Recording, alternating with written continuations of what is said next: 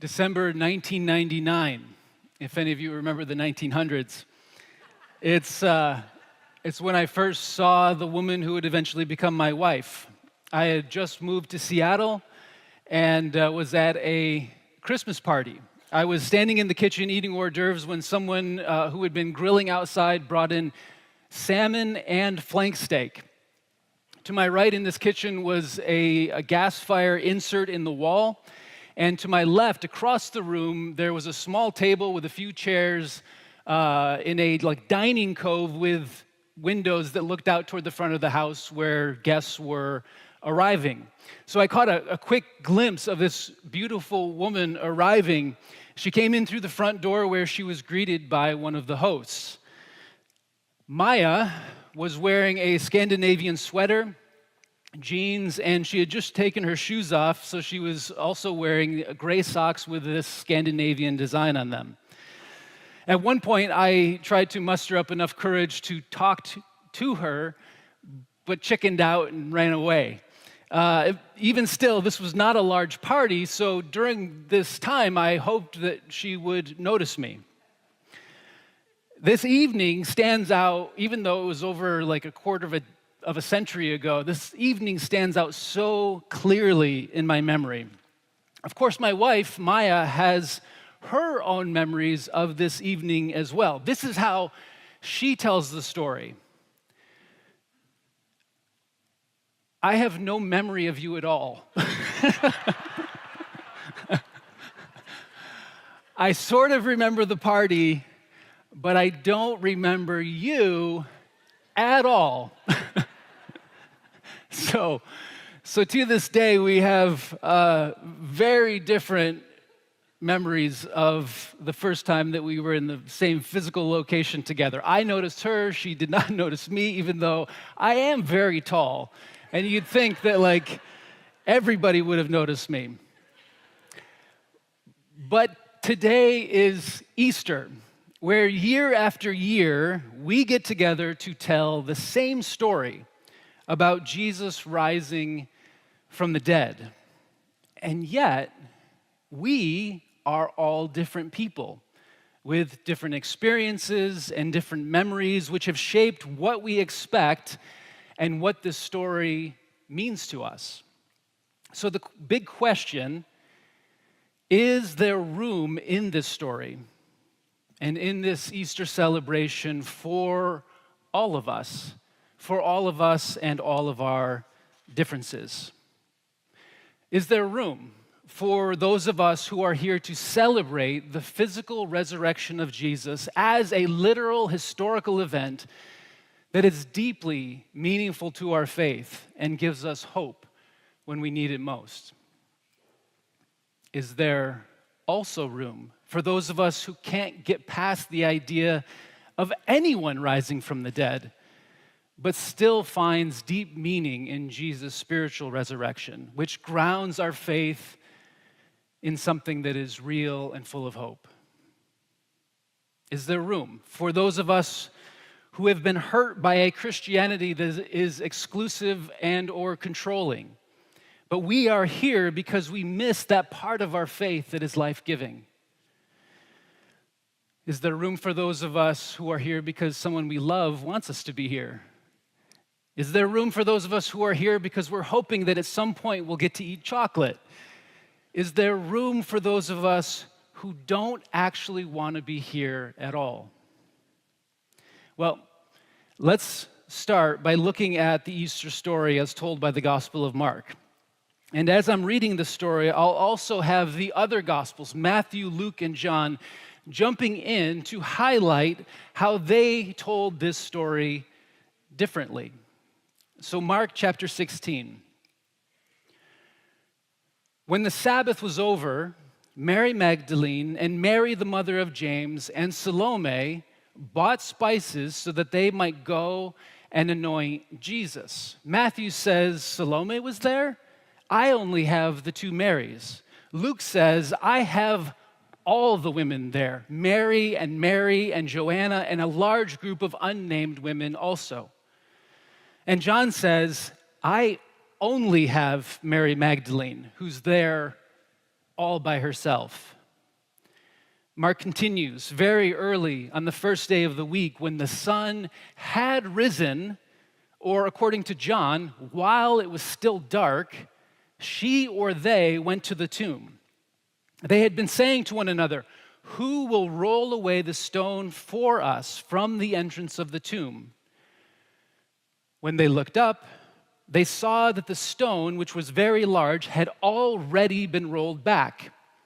Both Luke and John agree that the stone had already been moved. But Matthew says, no. Mary and Mary were at the tomb when suddenly there was a great earthquake. For an angel of the Lord descending from heaven came and rolled back the stone and then sat on it right in front of them. But in Mark, the tomb was already open. So, verse 5, as they entered the tomb, they saw a young man in the tomb. Or in Matthew, an angel sitting on the stone outside the tomb. Or in Luke, two men in the tomb. Or in John, there are no angels in the tomb or outside the tomb, at least not yet. But the young man, according to Mark, said to them, "Do not be alarmed. You are looking for Jesus of Nazareth, who was crucified. He has been raised. He is not here." In Matthew, the one angel sitting on the stone said, "You are looking for Jesus who was crucified. He is not here, for he has been raised." The two angels in the Gospel of Luke said, "Why do you look for the living among the dead? He is not here, for he has been raised."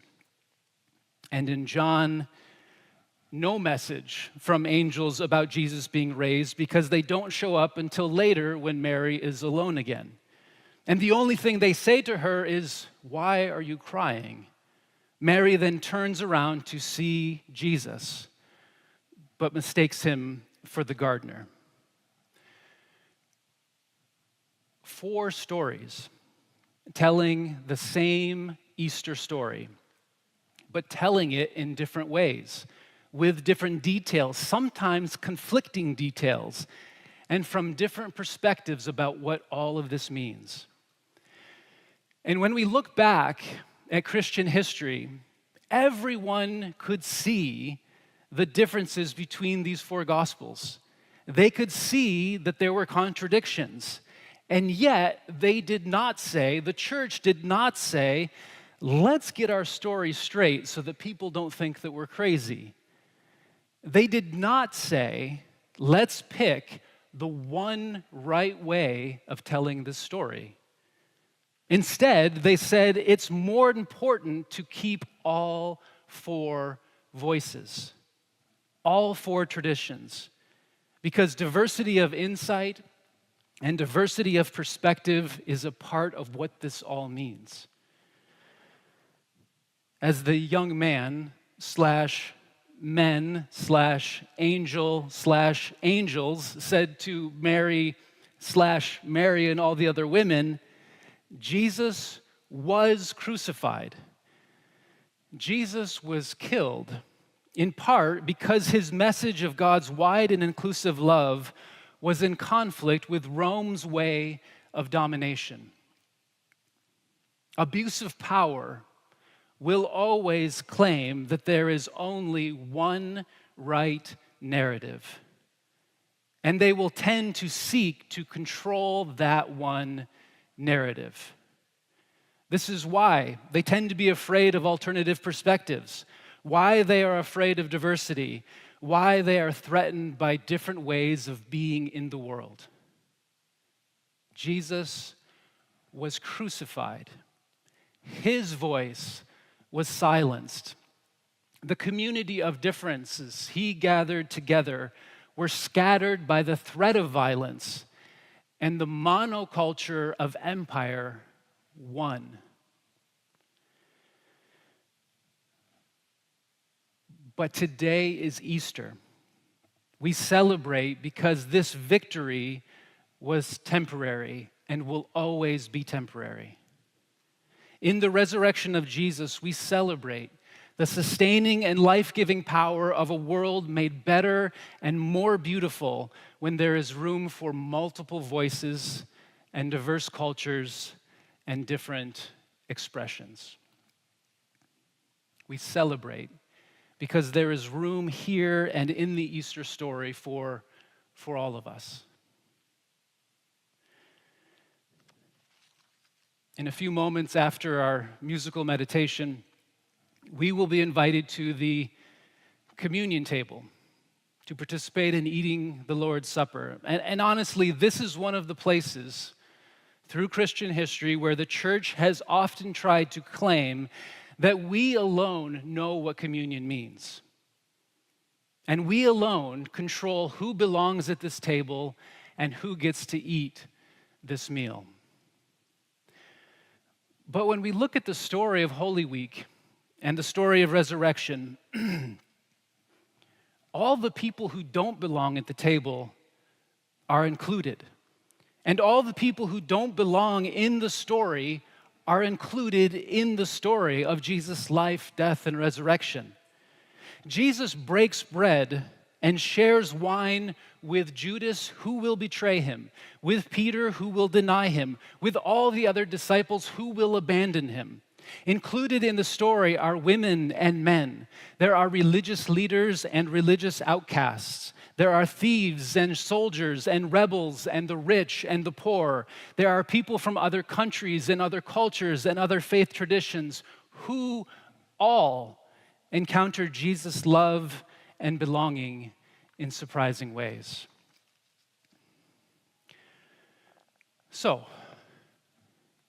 when we come to the table, you are welcome if you believe. You are welcome if you sort of believe. You are welcome if you do not believe.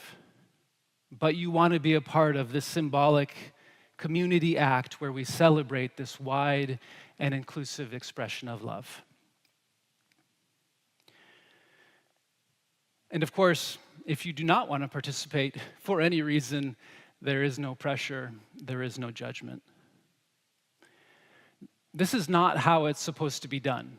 This is not how we're supposed to do it. We are not supposed to talk about the differences and the conflicts in the gospel stories. We're not supposed to let everyone participate in communion. But it's Easter, and people aren't supposed to rise from the dead either, right? So in the spirit of Jesus doing things that we are not supposed to be able to do, when we come to the table, all are welcome.